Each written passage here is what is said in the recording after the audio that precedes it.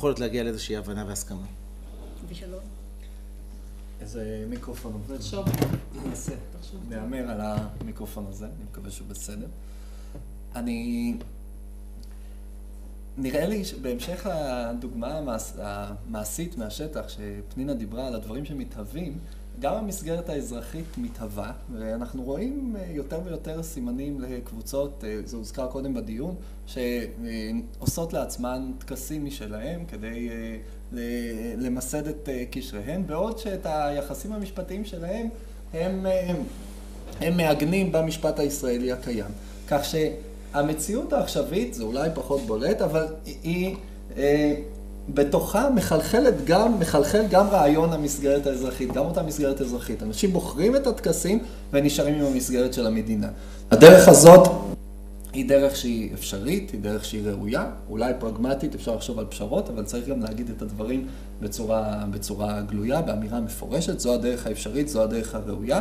זו דרך שכפי שטענתי קודם, היא יכולה והיא צריכה לשמר גם את האינטרסים הדתיים, וזו דרך שמעניקה מגוון רחב יותר מכל האפשרויות האחרות, ולכן היא גם עונה לנקודת המבט האזרחית, לנקודת המבט של זכויות הפרט, בצורה הטובה ביותר מכל הדרכים האחרות. ומילה אחת לסיום, נראה לי מה שצריך להנחות את הניסיון לשנות את המצב, זאת האמירה נישואים וגירושים זה לא דבר שצריך לעשות בדרכים עקלקלות, שהזכות להינשא ולהתגרש, ונושא הזכות כמעט לא עלה בדיון, אז אני אסיים בו, הזכות להינשא ולהתגרש היא זכות שצריכה להיות מסורה לכולם, ואני אסיים בשיר קצר של לאה גולדברג, שנקרא שבחי היום, זה באדיבותה של אשתי, ואנחנו נשואים במסגרת אזרחית, אבל כדת משה וישראל.